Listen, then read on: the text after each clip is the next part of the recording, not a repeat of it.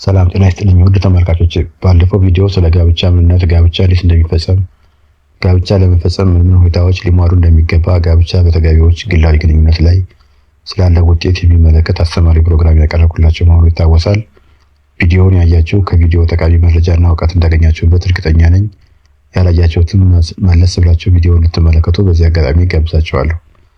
በዛሬው ዝግጅቴ ደግሞ ጋብቻና ንብረት በሚል ርዕስ በጋብቻ ውስጥ የተጋቢዎች የጋራና የግል ንብረቶች የሚባሉት ምን አይነት ንብረቶች እንደሆኑና የተጋቢዎች የግልና የጋራ ንብረታቸውን አስተዳደርና አጠቃቀም የሚመለከቱ የቤተሰብ ሕጉ ድንጋጌዎችን ግልጽ በሆነና ለመረዳት በሚያመች መንገድ አቀርብላችኋለሁ። እስከ መጨረሻው ድረስ እንድትከታተሉኝ እጋብዛለሁ።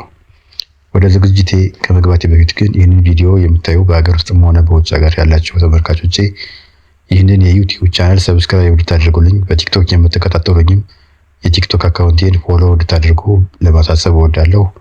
ፎሎ እና ሰብስክራይብ ማድረግ እናንተን አይጎዳም፣ ለኔ ግን ለበለጠ ስራ ያነሳሳኛል።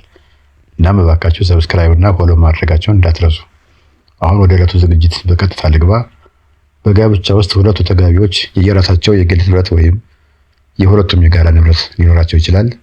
የባል የሚስት የግል ንብረቶች የሚባሉት በቤተሰብ ሕጉ አንቀጽ 57 እና 58 መሰረት እንደተደነገገው አንደኛው ከመጋባታቸው አስቀድሞ በየግላቸው የነበሯቸው ንብረቶች የግል ንብረት ሆነው ይቀጥላሉ። ለምሳሌ ባልየው ወይም ሚስትየዋ ከመጋባታቸው በፊት የግላቸው የሆነ ቤት የነበራቸው ከሆነ ይህ ቤት ከተጋቡ በኋላ ቢሆን የግላቸው ሆኖ ይቀጥላል። ነገር ግን እዚህ ላይ ልንገነዘበው የሚገባው ጉዳይ በጋብቻ ውላቸው ላይ አስቀድሞ የነበሯቸው ንብረቶች የጋራ ንብረት እንዲሆኑ ሊዋሃዱ ይችላሉ። ለምሳሌ በተለመደው ባህላዊ የጋብቻ ውል ላይ ሀብትሽ በሀብቴ ወይም ሀብትህ በሀብቴ እንደዚህ ያለው ንብረት ጠርቼለታለሁ፣ ቆጥሬለታለሁ ወይም ጠርቼላታለሁ፣ ቆጥሬላታለሁ በሚል አገላለጽ የተጻፉ የጋብቻ ውሎች ባልና ሚስት ከመጋባታቸው በፊት በየግል የነበሯቸው ንብረቶች ከተጋቡ በኋላ የጋራ ንብረት እንዲሆኑ ተስማምተዋል ተብሎ ይተረጎማል። ነገር ግን በጋብቻው ውላቸው ላይ እነዚህ አይነት አገላለጾች ከሌሉ ወይም በግል የነበሯቸው ንብረቶች የጋራ ለማድረግ በግልጽ ካላስቀመጡ በስተቀር ቀደም ሲል ከማጋባታቸው በፊት በየግል የነበሯቸው ንብረቶች ከተጋቡ በኋላ ቢሆን የግል ንብረቶቻቸው ሆነው ይቀጥላሉ። ከሌላው ከጋብቻ በኋላ ባል ወይም ሚስት በውርስ ወይም በስጦታ በየግላቸው ያገኟቸው ንብረቶች የግል ንብረት ሆነው ይቀራሉ። ለምሳሌ ባልና ሚስት በጋብቻ ውስጥ በሚኖሩበት ጊዜ ከቅርብ ዘመዶቻቸው ወይም ከሌላ ሰው ለአንደኛው ተጋቢ ብቻ በኑዛዜ ወይም በስጦታ መልክ የሚሰጥ ንብረት ሊሆን ይችላል። ወይም በውርስ ሕጉ መሰረት አንደኛው ተጋቢ ከቅርብ ዘመዱ ካለ ኑዛዜ በውርስ የሚያገኘው ንብረት ሊኖር ይችላል። ታዲያ እነዚህ በውርስ ወይም በስጦታ ለአንደኛው ተጋቢ ብቻ የሚሰጡ ንብረቶቹ የተገኙት ጋብቻው ጸንቶ ባለበት ጊዜ ቢሆንም እንኳ የግል ንብረቶቻቸው ሆነው ይቀራሉ እንጂ የጋራ ንብረቶች አይሆኑም። ሌላው ባልና ሚስት ከተጋቡ በኋላ አንዱ የግል ሀብቱን ሸጦ ወይም ለውጦ ያገኘው ሌላ ሀብት በፍርድ ቤት ቀርቦ የግል ይባልልኝ ብሎ ከጠየቀና ፍርድ ቤቱ ከፈቀደለት የግል ሀብቱ ሆኖ ይቀጥላል።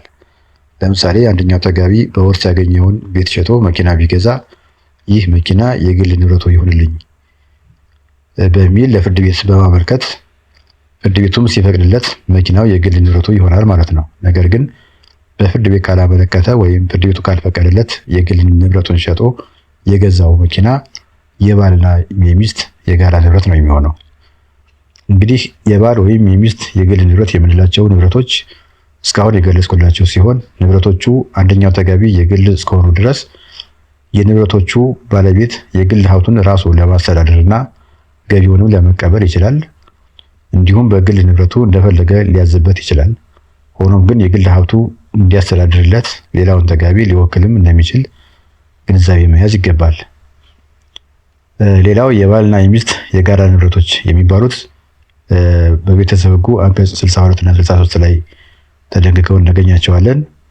እነዚህም የጋራ ንብረቶች የምንላቸው አንደኛው ባልና ሚስት ከግል ጥረታቸው ወይም ከጋራ ንብረታቸው የሚያገኟቸው ገቢዎች ሁሉ የጋራ ሀብቶቻቸው ይሆናሉ። በጋብቻ ውስጥ እያሉ ባል የራሱ ስራ ይኖረዋል፣ ሚስትም የራሷ ስራ ሊኖራት ይችላል። ታዲያ ሁለቱም በየተሰማሩበት ስራ የሚያገኙት ገቢ ወይም የሚያፈሩት ሀብት የጋራ ንብረታቸው ነው የሚሆነው። ሚስት ስራ ባይኖራትም ወይም ባል ስራ ባይኖረውም አንደኛው ተጋቢ ብቻ ሰርቶ የሚያገኘው ገቢ ያው በተመሳሳይ መልኩ የጋራ ሀብታቸው ነው የሚሆነው። እንዲሁም ከጋራ ሀብታቸው የሚገኘው ገቢም ለምሳሌ የኪራይ ገቢ ሊሆን ይችላል፣ የጋራ ሀብታቸው ይሆናል ማለት ነው። ሌላው ባልና ሚስት ከተጋቡ በኋላ በግብይት የተገኙ ንብረቶች ሁሉ በፍርድ ቤት ውሳኔ የግል ናቸው ካልተባሉ በስተቀር የጋራ ንብረቶች ይሆናሉ። ለምሳሌ የአንደኛው ተጋቢ የግል ንብረት የነበረ ወይም የጋራ ንብረታቸው የሆነ ቤት ተሽጦ ወይም ተለውጦ በምትኩ ሌላ ቤት ቢገዛ ወይም መኪና ቢገዛ የተገዛው ቤት ወይም መኪና ወይም በልዋጭ የተገኘው ንብረት የባልና የሚስቱ የጋራ ንብረት ይሆናል። ነገር ግን ቀደም ብዬ እንደገለጽኩላችሁ የግል ንብረት ተሽጦ ወይም ተለውጦ በምትኩ የተገዛው ወይም በልዋጭ የተገኘው ንብረት የግሌ ይባልልኝ በሚል አንደኛው ተጋቢ ለፍርድ ቤት ካመለከተና ፍርድ ቤቱም ይህንኑ ከተቀበለው ንብረቱ የጋራ መሆኑ ቀርቶ የግል ይሆናል ማለት ነው። ሌላው በስጦታ ወይም በኑዛዜ ለተጋቢዎች በጋራ የተሰጣቸው ንብረት ካለም ይህ ንብረት የባልና ሚስት የጋራ ንብረት ይሆናል። ሌላው ልብ ሊባል የሚገባው ነገር አንድ ንብረት ለምሳሌ ቤት ሊሆን ይችላል በባል ወይም በሚስት ስም ብቻ ሊመዘገብ ይችላል። ነገር ግን በአንደኛው ተጋቢ ስም ስለተመዘገበ ብቻ ንብረቱ በስሙ የተመዘገበው ተጋቢ የግል ንብረት ይሆናል ማለት አይደለም። ስለሆነም በአንደኛው ተጋቢ ስም ብቻ የተመዘገበ ንብረት ሕጉ የጋራ ንብረት እንደሆነ ግምት ይወስድበታል። የሆነ ሆኖ ግን ንብረቱ በስሙ የተመዘገበው ተጋቢ የግሉ መሆኑን ካስረዳ ይህ ንብረት የግል ሊሆን ይችላል ማለት ነው። ሌላው አንዳንድ ተጋቢዎች ባል የሚስቱን ገቢ ሚስትም የባሏን ገቢ የማያውቁበት ሁኔታ ይታያል። ነገር ግን በቤተሰብ ሕጉ አንቀጽ 64 ንዑስ ቁጥር 3 ላይ እንደተገለጸው ባል ለሚስት ሚስትም ለባሏ የሚያገኙትን ገቢ የማሳወቅ ግዴታ ያለባቸው መሆኑ ተደንግጓል። የጋራ ንብረት አስተዳደራቸውን በተመለከተም ባልና ሚስት የጋራ ንብረታቸውን በጋራ ያስተዳድራሉ። ነገር ግን አንደኛው ተጋቢ ችሎታ ያጣ ወይም ንብረቱ ማስተዳደር ያልቻለ ከሆነ ሌላኛው ተጋቢ የንብረት አስተዳደሩን ኃላፊነት ብቻውን ይወጣል ማለት ነው። ሌላው የጋራ ሀብትን በተመለከተ ባልና ሚስት ጥንቃቄ ማድረግ ያለባቸው ነገር የሁለቱ የጋራ ስምምነት ከሌለ በስተቀር ባል ወይም ሚስት በራሳቸው ጊዜ ሊፈጽሟቸው የማይችሏቸው ተግባራቶች አሉ። እነሱም አንደኛው የጋራ የሆነውን የማይንቀሳቀስ ንብረታቸውን ለምሳሌ ቤት ወይም መሬት ለመሸጥ፣ ለመለወጥ፣ ለማከራየት፣ በመያዣ በዋስትና ለመስጠት ወይም በሌላ በማንኛውም ሁኔታ ሌሎች ሰዎች በዚሁ ንብረት ላይ መብት እንዲያገኙ ለማድረግ። ሁለተኛው ዋጋቸው ከብር 500 በላይ የሆኑ የሚንቀሳቀሱ የጋራ ንብረቶችን ወይም የገንዘብ ሰነዶችን መሸጥ፣ መለወጥ፣ በዋስትና መስጠት ወይም በሌላው በማንኛውም ሁኔታ ማስተላለፍ። ሶስተኛ ከብር 100 በላይ ያለውን የጋራ ንብረት ወይም ገንዘብ ለሌላ ሰው በስጦታ ማስተላለፍ። አራተኛ ከብር 500 በላይ ለመበደር ወይም ለማበደር ወይም ለሌላ ሰው ዋስ ለመሆን። እነዚህን ተግባራት ለመፈጸም የግድ የባልና የሚስት የጋራ ስምምነት ያስፈልጋል። የሁለቱ ስምምነት ሳይኖር አንደኛው ተጋቢ ብቻውን እነዚህን ቅድም የጠቀስኳቸውን ተግባራት ፈጽሞ ከተገኘ ወይም የውል ግዴታ ገብቶ ከተገኘ ሌላኛው ተጋቢ ከእርሱ ፈቃድ ውጭ የተፈጸመውን ተግባር ለመቃወም ወይም ውሉ እንዲፈርስለት በፍርድ ቤት ለመጠየቅ ይችላል። ይሁን እንጂ ይህ ጥያቄ ሊቀርብ የሚችለው አንደኛው ተጋቢ ብቻውን የፈጸመውን ተግባር ካወቀበት ቀን አንስቶ እስከ 6 ወር ድረስ ብቻ ነው። ወይም ጭራሽ ሳያውቅ ከቀረ እስከ 2 ዓመት ድረስ ከእርሱ ፈቃድ ውጭ የተፈጸመው ተግባር ወይም የተገባው የውል ግዴታ እንዲፈርስ ለፍርድ ቤት ሊያመለክት ይችላል። 2 ዓመት ካለፈው በኋላ ግን በማንኛውም ሁኔታ ይህንን ጥያቄ ማንሳት አይፈቀድለትም። እዚህ ላይ ሁኔታውን በምሳሌ ግልጽ ለማድረግ ያህል ባል ሚስቱ ሳታውቅ የጋራ የሆነውን ቤታቸውን ለሌላ ሰው ቢሸጥ ሚስት ባሏ ቤታቸውን የሸጠው መሆኑን በሆነ ቀን ልታውቅ ትችላለች። ታዲያ ይህንን ካወቀችበት ቀን ጀምሮ እስከ 6 ወር ድረስ ባል ከገዢው ጋር ያደረገውን የቤት ሽያጭ ስምምነት ወይም ውል እንዲፈርስላት ለፍርድ ቤት ልታመለክት ትችላለች። ቤቱን መሸጡን ጭራሽ ሳታውቅ ከቆየች 2 ዓመት ካለፋት በማንኛውም ምክንያት በይርጋ የምትታገድ ስለሆነ ጥያቄው ለፍርድ ቤት ማቅረብ አትችልም ማለት ነው። ሌላው ስለ ጋራ ሀብት ስናወራ ከዚሁ ጋር ተያይዞ ሊነሳ የሚገባው ጉዳይ አለ። ይኸውም የባልና ሚስት ዕዳ ነው። ባል ወይም ሚስት ለተለያዩ ጉዳዮች የገቧቸው ዕዳዎች ሊኖርባቸው ይችላል። ታዲያ ሌሎች ሰዎች ለባል ወይም ለሚስት በየግላቸው ያበደሩት ዕዳ ቢኖር ይህንን ዕዳ መክፈል ካልቻሉ በቅድሚያ ከተበዳሪው ባል ወይም ሚስት የግል ንብረት እንዲከፈላቸው መጠየቅ ይችላሉ። የግል ንብረቱ ለዕዳው መክፈያ አልበቃ ካለ ከጋራ ንብረታቸው እንዲከፈል ይደረጋል።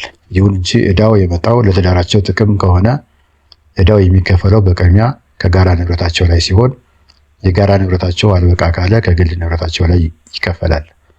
አንድ ዕዳ ለትዳር ጥቅም እንደተደረገ የሚቆጠረው ለባልና ለሚስት እንዲሁም ለልጆቻቸው የዕለት ኑሮና አስፈላጊ የሆኑትን ነገሮች ለማሟላት የተገቡ ዕዳዎች፣ ባል ወይም ሚስት ቀለብ ለመስጠት ያለባቸውን ግዴታ ለመወጣት የተደረጉ ወጪዎች፣ ለምሳሌ ባል አቅመ ደካማ ለሆኑ ወላጆቹ ወይም ለሚስቱ ወላጆች ቀለብ ለመስፈር ከሌላ ሰው ብድር ሊወስድ ይችላል።